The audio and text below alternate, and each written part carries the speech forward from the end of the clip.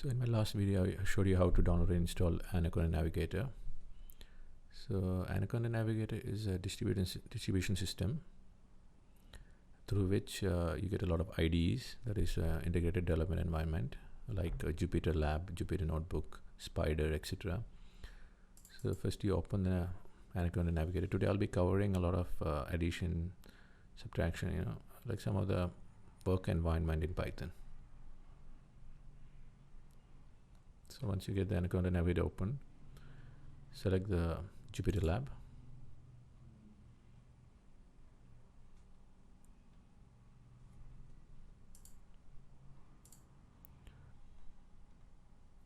You have the Jupyter Lab opened. So if you want to open a new one, just click the plus sign here. So I've already opened and renamed it.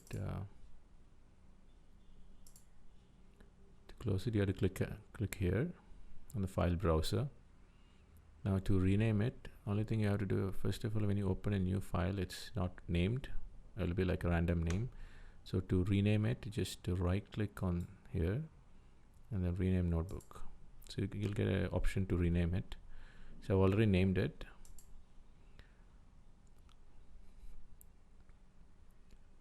You can also rename it by going here and clicking right click and rename. That's the other way to do it. Now to minimize it, click here. So when you open the Python for the first time, you'll get a choice like this. Under Python or Lab Python Notebook, you have to select the Python 3, which is the latest Python. And it will open into the new work area, Python Notebook. I'll show you that now. So Python is a very powerful programming language. So before I get into giving you the details about addition and all, I want to explain certain important things about Python. Python is, like I said, is a powerful programming language, very versatile. And one of the important thing I want to say is it's case sensitive. Basically, if you have a file which a capital letter in the beginning, and if you try to upload it to your Python with a small letter in the beginning, it might not be able to recognize. So it is case sensitive. That's one of the important point I want you to understand. So unlike R, where the variables need to be declared, in the sense a certain memory allocation is required for variables in R. Unlike R, in Python, it doesn't require to declare the variables. Python automatically assigns space, size of the memory for these variables. So we don't need to declare variables in Python. Unlike R, where in R you'll be using, like for example, if you take a conditional statement or a loop, you'll be using parentheses, brackets. But in Python, we won't be using any of that. We'll be using indentation. I'll show you. For example, if you type for an if statement, if salary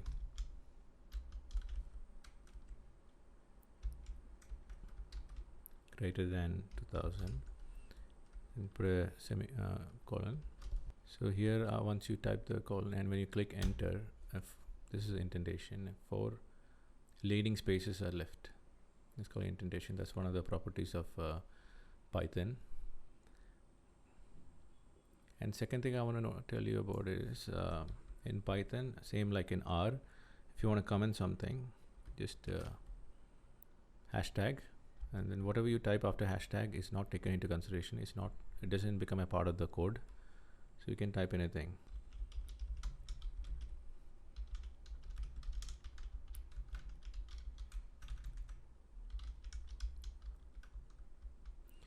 You can type anything here, which won't be considered as a code.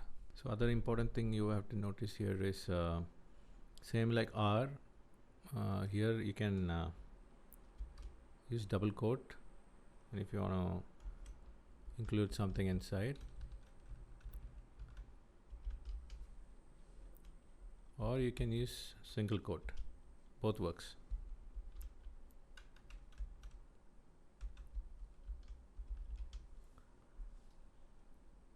Another important thing I want to tell you is if you want to have, this is the typing area. If you want another typing area below or above, you have a certain shortcut which you can use. So I'm going to tell you that right now. If you want it in a column below, just type B. While the column is activated, when you type, it's not going to happen. When you type B, it's going to just type B. So what you have to do is that you have to come outside and then just press B. So there's a column created below. So if you want a column above, for example, I'm going to type something here. If you want a column above this, just type above A. Come outside, click above. So there's a column created there. And if you want to delete a column, just select that and press select it, come outside and press double D. It's deleted. Same like that. If you want to delete, for example,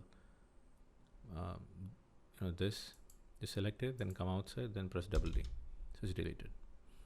So there's one other important point that we should notice while proceeding further into Python. Other important thing you have to notice here is like how do you know once you select the typing area, and then when you come outside, how do you know which is a selected area? So here on the left side it will be highlighted. For example, if you want to delete this column, this row, you just have to select this, and when you come outside it will be highlighted. That's the row that's going to be deleted. So again, press double D and it will be deleted. It's difficult to know if nothing is typed in it, but let's type something here. So you want to delete this, select this, come outside, and then press double D. That's deleted. As simple as that. Now these are some of the important shortcuts that's going to be important further into the topic. So one of the other important basic you should be aware of is this area. It has code, markdown, and raw. So as you know, I've explained earlier that you can, if you want to comment, comment is very important when you want to tell your fellow data scientists what the code means. Like you want to comment a small, a comment about the code you're going to give it to your fellow data scientists. So when they see the code, they will understand what does it mean. Sometimes different people type the code in different ways. So this is one of the ways to make the other fellow data scientists understand what you're trying to mean by this code. So one way to do that is just hashtag and then type whatever you want here. So here I've typed Python is a powerful programming language, and then nothing, you just have to run it. Control Enter, press B to have a new column, and then other way to do it is just type whatever you want to type as a comment. Go to this section and select markdown. Basically you have selected the column already, and then run it. Control Enter. So as you can see, it's formed as a comment. It's not part of the coding. Now press B to come under and get a new column. Now another way to do it is just do the same thing.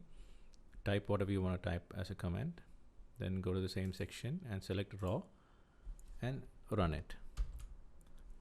You can see, and both of them are different. These are the three ways to comment. Now, other thing, important thing I want to teach you is some basic rules in Python. So let's say you want to add some numbers in Python, and if you run this, it's going to come as error, obviously, because even though you want it to be like a continuous statement, you want to have the addition of these numbers, you jumped into line 2. So Python takes it as a discontinuity in the code. That's why there is a error in line 1. At the same time, if you remove the plus, and if you try to run this code, it's going to add the line 2 numbers. So even then, you're still not telling Python is a single code. So to make this into a single code, what you have to do is, let's go back to where there is a plus sign. You have to tell Python that this is a single code. It's a single statement. So just add a backslash and then now run it. You'll get the correct number. The other way to do this is you can put the entire statement within the bracket. You got the same answer. It can be bracket, it can be parenthesis, anything.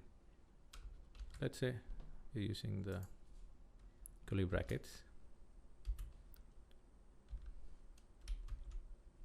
It's going to come and get the answer within the curly bracket. Same with this.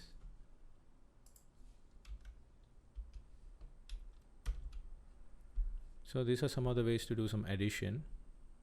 Basically, this implies line continuity. So you're telling Python it is a single statement. It belongs to the same statement. So to put them in within the bracket, it is a single statement. So this is called explicit line continuation. So to put them in the bracket, let's say you want to do this in an easy way. It's similar to R. Now you want a new line. Now let's say you have typed a code and you want to put them. You want to tell Python that it belongs to the same code. It belongs to the same line of code. It's a continuous code. So what you do is select the code and just, for example, if you want to put them in the bracket, just select the bracket. It comes on both sides. So that is one easy way, because all the shortcuts are very important in your Python, further into the Python course. So this concludes one of the basic knowledge that is important when you're learning Python. This is session 1. I'll be continuing my session 2 in the next video. So don't forget to subscribe, like, comment, and share the video. Thank you for watching my video.